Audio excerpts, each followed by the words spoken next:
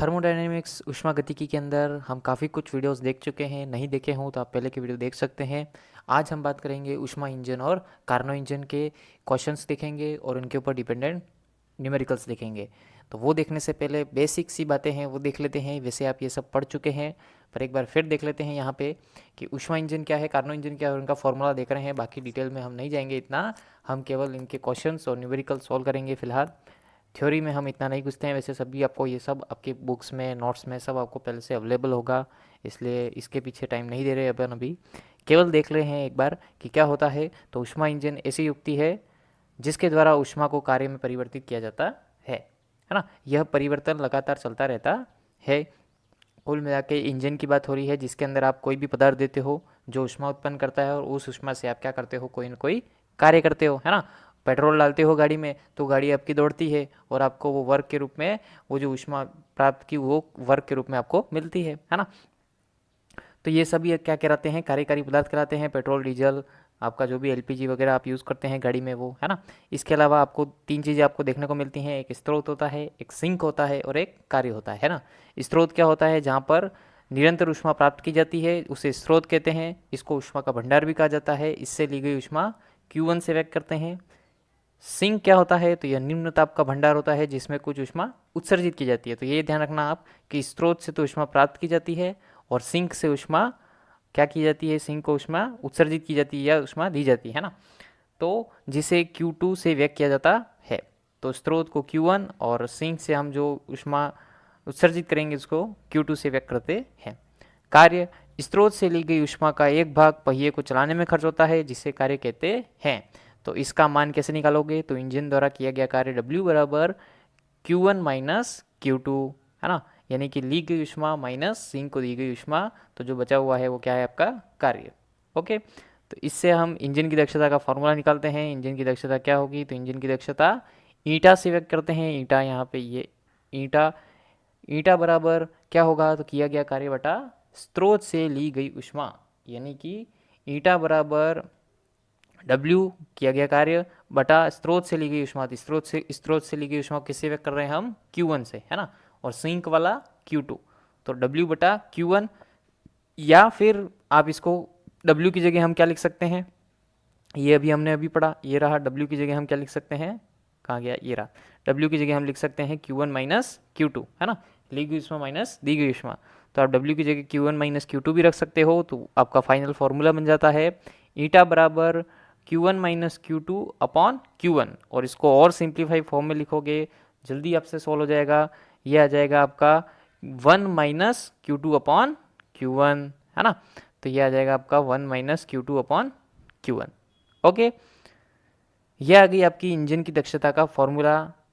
अब इसी के अंदर हम बात करते हैं प्रशीतन क्या होता है। तो प्रशीतन होता है साहब, इस प्रक्रिया में सिंक से ऊष्मा निकाल कर स्रोत में प्रवाहित की जाती है। इस प्रक्रिया के लिए बाहर से कार्य किया जाता है। जैसे इसमें सबसे बढ़िया उदाहरण किसका है, तो फ्रिज का है ना। फ्रिज से रिलेटेड एक क्वेश्चन भी हम देखेंगे इसके अंदर, तब हम उसमें बात करेंगे। तो यहाँ पे ये व्यवस्था आरेख है, ये सब आपके पास सब कुछ होगा। नहीं हो तो आप इसको पॉज करके उतार सकते हैं या स्क्रीनशॉट लेके भी इसको सेव रख सकते हैं, जैसी आपकी इच्छा।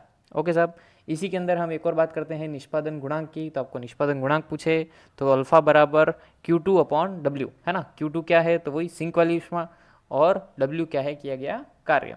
तो अल्फा निष्पादन गुणांक पूछे तो Q2 अपॉन W, जिसका मान 1 से अधिक प्राप्त होगा तब ईटा का मान सदैव आपको 1 से कम मिलेगा, है ना। और ईटा का मान हमेशा सदैव 1 से कम मिलेगा। कहने का मतलब आपको दक्षता निकालनी होगी, कैपेसिटी, तब उसका मान आपको 1 से कम। तो हमेशा कैपेसिटी ईटा हम जो निकालेंगे वो एक को आपको जैसे परसेंटेज में बताना होगा, तो एक आपके लिए क्या होगा, 100%, है ना। तो यहाँ पे हम परसेंट में बात करेंगे, ये क्वेश्चन करेंगे तब आपको बात समझ में आ जाएगी, तब आपको क्लियर हो जाएगा। तो हम क्वेश्चन देखेंगे, आप धैर्य रखें। थोड़ा सा आप एक बार देख लो ताकि आपको कहीं भी कुछ भूल गए हो या कहीं कन्फ्यूज़न हो तो आपको ये सब क्लियर हो जाए। उत्क्रमणीय परिवर्तन क्या होता है, तो सभी को पता है, कोई भी परिवर्तन उत्क्रमणीय नहीं होता है। उत्क्रमण परिवर्तन होता क्या है, तो ऊष्मा गति की परिवर्तन जिसमें एक चक्र पूर्ण करने में वातावरण या निकाय में कोई परिवर्तन न हो। और अनुत्क्रमण या इसी के जस्ट विपरीत, कि ऐसा परिवर्तन जिसको पूर्ण होने में वातावरण या जो भी निकाय है उसकी अवस्था प्रारंभिक अवस्था में नहीं पहुँचे तो वो कौन सा, अनुत्क्रमणीय परिवर्तन।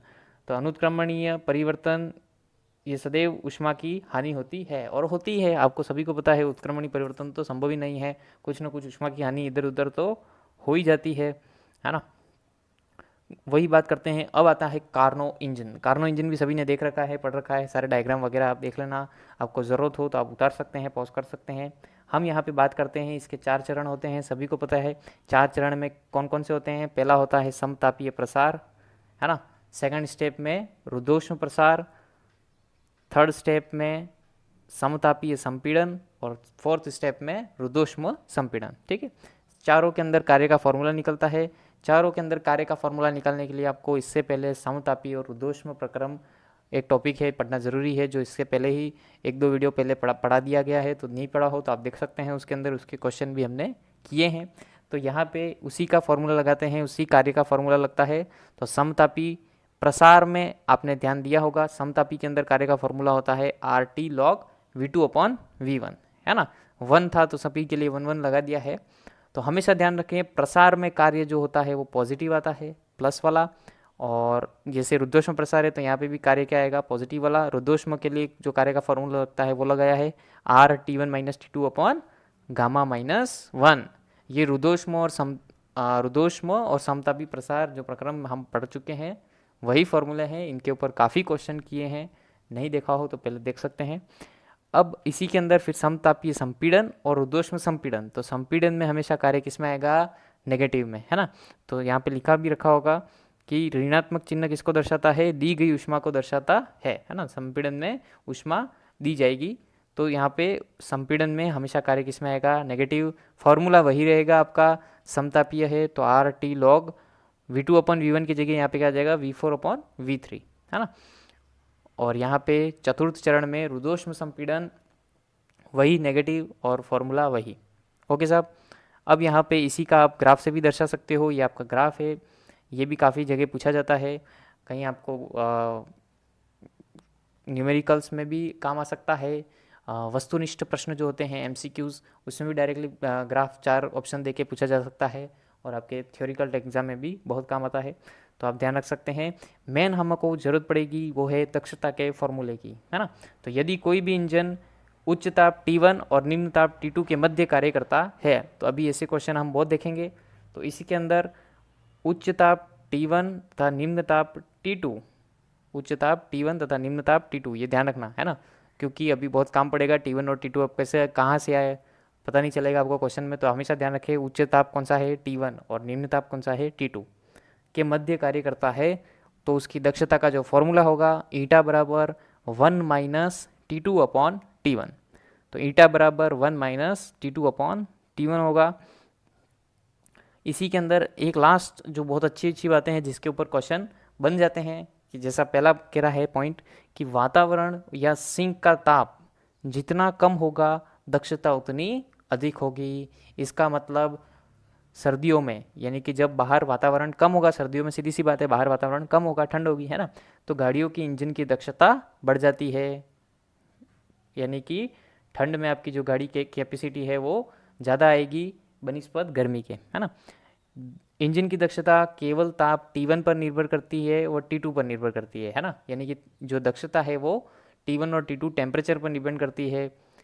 और जब सिंक का ताप -273 डिग्री सेल्सियस, यानी कि 0 केल्विन, यानी कि परम शून्य ताप, है ना, तो सिंक का ताप अगर ये 0 केल्विन होगा, यानी कि परम शून्य होगा, तब जाके आपकी जो दक्षता है वो 100% होगी। यानी इंजन आपको जितना ऊष्मा दे रहा हो उतना पूरा पूरा 100% कार्य करेगा, जो कि संभव ही नहीं है। परम शून्य ताप लाना प्रैक्टिकली संभव नहीं है ना। तो ये कुछ पॉइंट्स है जिनके ऊपर क्वेश्चन बनते हैं। अब हम देखते हैं इनके ऊपर बनने वाले क्वेश्चंस। यहाँ पे हम काफ़ी क्वेश्चंस देखने वाले हैं, इसके आगे बचे हुए क्वेश्चंस भी, और नेक्स्ट पार्ट में एक और पूरा देखेंगे, ताकि क्योंकि क्वेश्चंस ज़्यादा हैं। तो यहाँ पे हम जितने भी क्वेश्चंस हैं, अच्छे अच्छे एग्जाम में पूछे गए क्वेश्चंस हैं, बार बार पूछे जाते हैं। तो आप कृपया करके इनको खुद प्रैक्टिस करें, खुद से करने का प्रयास करें, ताकि आप में भी कॉन्फिडेंस आएगा, है ना। शुरू करें। देखो, 300 केल्विन तथा 600 केल्विन के बीच कार्यरत कार्नो इंजन का निर्गत कार्य 800 जूल प्रति चक्र है। तो स्रोत से प्रति चक्र इंजन को दी गई ऊष्मा की मात्रा होगी, यानी कि आपको Q निकालना है। तो लगाओ फॉर्मूला और करो एक बार प्रयास। देखो एक बार फॉर्मूला पूरा डिस्क्राइब कर देता हूँ, आपको सभी को वैसे ध्यान है। ईटा बराबर W/Q। ओके, यहाँ पे हमको निकालना क्या है, Q। तो Q बराबर कितना आ जाएगा, W बटा ईटा। तो Q बराबर ईटा की फॉर्मूला भी आपने पढ़ा है, 1-T2/T1। ओके, बस ये आपका फॉर्मूला गया, इसके अंदर आपको वैल्यू रखनी है। अब वैल्यू में W बराबर तो 800, ठीक है, 1 - T2 और T1 में आपको हमेशा ध्यान देना है। अभी हमने आगे पढ़ा था, तभी मैंने कहा था कि उच्च ताप को आपको T1 लेना है, निम्न ताप को T2, है ना। तो उच्च ताप कितना है आपका, और वो होगा T1, है ना। तो उच्च ताप है आपका T1, यानी कि T1 हमको नीचे रखना है, तो ये आ गया 600, और निम्न ताप ऊपर रखना है, यानी कि 300। ओके, तो ये आपका कट जाएगा, कितना आ जाएगा, 1/2। तो ये आपका सॉल्व करेंगे, आ जाएगा चिड़ियों की चहचहाट के साथ पढ़ते हुए। हाँ, देखो प्रकृति में ही आनंद है, ओरिजिनल आनंद तो, है ना। हाँ, तो कितना आ गया भाई, 800/1 - 1/2, ये कितना हो जाएगा, आधा, है ना। ये आधा आ जाएगा ऊपर, तो 800 × 2 कितना हो गया, 1600 जूल। ओके, तो देखो ऑप्शन आपका ये आ गया आपका 1600 जूल। ओके, कोई दिक्कत नहीं, करेंगे प्रैक्टिस, आ जाएगा, है ना। आगे बढ़े, देखो। अरे चिड़िया रानी बस शांत, काफ़ी बोलती है। हाँ, 30 डिग्री सेल्सियस और 0 डिग्री सेल्सियस के बीच कार्नो प्रशीतक का कार्यकारी गुणांक क्या होगा। तो इसके अंदर साहब एक तो आप ध्यान रखना कि आपको टेम्परेचर केल्विन में चाहिए, है ना। जैसे यहाँ पे आपको दे रखा था, यहाँ पे अगर नहीं दे रखा है तो आपको केल्विन में कन्वर्ट कर लेना है, फिर आपको करना है ना। तो एक तो ये ध्यान रखना। देखो कैसे करते हैं, आपका कार्यकारी गुणांक का फॉर्मूला के से भी दर्शा सकते हो, तो के बराबर कितना आ जाएगा, T2/T1 - T2। तो ये ध्यान रखना, कार्यकारी गुणांक का फॉर्मूला T2/T1 - T2। तो T2 कितना दे रखा है आपको, 0 डिग्री सेल्सियस, है ना। तो 0 डिग्री सेल्सियस को आपको केल्विन में बदलना पड़ेगा, केल्विन में बदलोगे कितना आ जाएगा, 273 बटा फिर T1 कितना है, 30 डिग्री, है ना। तो 30 को हमने केल्विन में बदलेंगे तो 273 जोड़ेंगे तो कितना आ जाएगा, 303 केल्विन -273। तो ये आप सॉल्व करोगे तो लगभग आ जाएगा आपका 273/30। तो ये भाग दोगे तो लगभग 9.1 आएगा, यानी कि लगभग 9 के बराबर आएगा। तो ऑप्शन देखो आपका,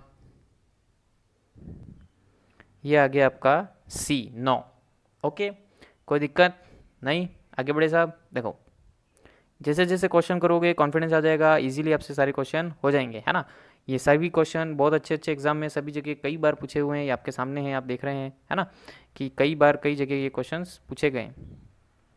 तो यदि एक रेफ्रिजरेटर का दरवाज़ा खोल कर रखा जाए तो क्या होगा साहब, कमरा ठंडा हो जाएगा, गर्म हो जाएगा, ना ठंडा होगा ना गर्म होगा, कोई पड़ी नहीं है, चलो हाँ, क्या होगा साहब, लगाओ दिमाग। यदि एक रेफ्रिजरेटर का दरवाज़ा खुला रखा जाए तो क्या हो जाएगा। तो सीधी सी बात है, आपने रेफ्रिजरेटर के बारे में अगर थोड़ा सा भी ध्यान से पढ़ा है तो आप कह सकते हो कि उसके अंदर जो कूलिंग चैम्बर्स है, उसके अंदर जो ऊष्मा ली जाती है वो, और फिर जो बाहर ऊष्मा छोड़ी जाती है ना, जो वातावरण में ऊष्मा छोड़ी जाती है वो, तो उसके अंदर जो डिफरेंस होता है वो ली गई ऊष्मा तो कम होती है, लेकिन जो बाहर टेम्परेचर जो ऊष्मा दी जाती है उसका मान बहुत अधिक होता है ना। तो यदि एक रेफ्रिजरेटर का दरवाज़ा खोल कर रखा जाए तो निम्न में से क्या सत्य होगा। तो काफ़ी जगह पूछ लिया गया है ये क्वेश्चन, तो कई जगह भरमार हो गई है इस क्वेश्चन की, है ना।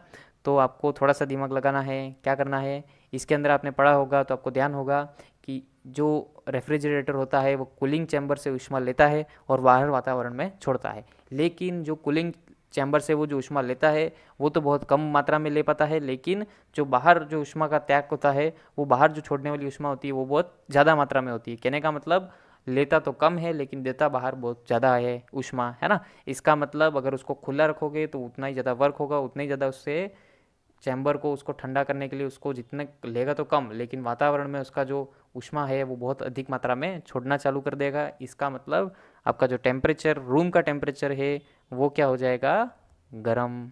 ओके, यदि सौरमंडल में यह मान लिया जाए कि पृथ्वी और सूर्य हैं तथा दोनों ऊष्मागतिक निकाय का निर्माण करते हैं, जिसमें सूर्य स्रोत का कार्य 6000 केल्विन पर और सिंक यानी पृथ्वी पर 300 केल्विन पर कार्य करती है, तब दोनों के मध्य विकिरणों के क्रय विनिमय का आधार पर दक्षता है। अब इतना इन्होंने, सूर्य ने, पृथ्वी ने इतना मतलब आपको इस इमेजिन करने पे डिपेंड कर दिया है कि मतलब स्टोरी बना दी पूरी, जबकि आपको इतना सोचना ही नहीं है। देखो आपको सीधा सीधा सा स्रोत यानी कि आपको क्या दे रखा है, T1, और सिंक यानी कि आपको सीधा कितना दे रखा है, T2, है ना। तो आपको T1 पता है, T2 पता है, और आपको ईटा का फॉर्मूला लगाना है। 2 मिनट में आपका आंसर आ जाएगा। तो क्या आएगा, देखो देखो स्रोत आपको दे रखा है, इसका मतलब आपको T1 दे रखा है, कितना दे रखा है साहब, 6000 केल्विन।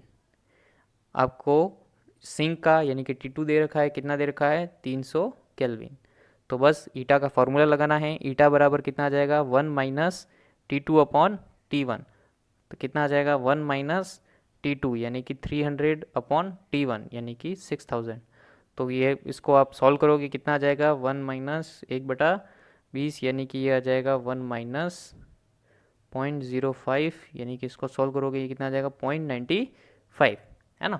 तो इसको आपको दक्षता पूछी होगी परसेंट में, देखो ऑप्शन, दक्षता आपको परसेंट में पूछी है, इसका मतलब 0.95 इंटू 100 यानी कि कितना आ जाएगा, 95%। ओके, तो आपका आंसर आ जाएगा 95%। बस सिंपल सा है ना। सूर्य, पृथ्वी, कहीं कोई उलझना नहीं है। ओके, आगे देखो, इंजन की दक्षता 100 डिग्री 100 डिग्री अरे सॉरी 100% होने पर सिंक का ताप होगा। इंजन की दक्षता 100% कब होगी, तो सीधी सी बात है, आपने पढ़ा है क्या होता है, आपने देखा था, है ना, कि इंजन की दक्षता 100% कब होगी। तो जैसे आपने फॉर्मूला पढ़ा है, तो देखो फॉर्मूले से देखो, आपने ईटा बराबर फॉर्मूला पढ़ा है 1 minus T2 upon T1। Okay, तो T1 तो जीरो कर नहीं सकते क्योंकि इन्फिनिटी हो जाएगी वैल्यू। तो T2 अगर जीरो हो जाए यानी कि ये T2 अगर जीरो हो जाए, तो T2 मतलब सिंक का ताप, है ना। तो सिंक का ताप अगर जीरो हो जाए तो ये पूरा जीरो हो जाएगा, और आपको ईटा क्या मिल जाएगा, 1। 1 का मतलब ही होता है ईटा, मतलब 1 मतलब 100%, है ना। तो दक्षता 100% कब हो जाएगी, जब जो सिंक का ताप है वो क्या हो जाए, जीरो, वो भी कौन सा, केल्विन में, है ना। यहाँ पे डिग्री सेल्सियस दे दे तो उलझना मत, टेम्परेचर हम केल्विन में लेते हैं। तो जो सिंक का ताप है वो 0 केल्विन हो जाए तो आपकी इंजन की दक्षता है वो 100% आपको मिलेगी, जो कि संभव नहीं है। ओके साहब, आगे और भी क्वेश्चंस देखने वाले हैं, तब तक एक बार और टॉपिक को आप चाहें तो रिवाइज करें, खुद पढ़ें। कोई क्वेश्चन होते हैं आपसे तो बिल्कुल वो ट्राई करें, और अभ्यास करते रहो, पढ़ते रहो, मस्त रहो। धन्यवाद।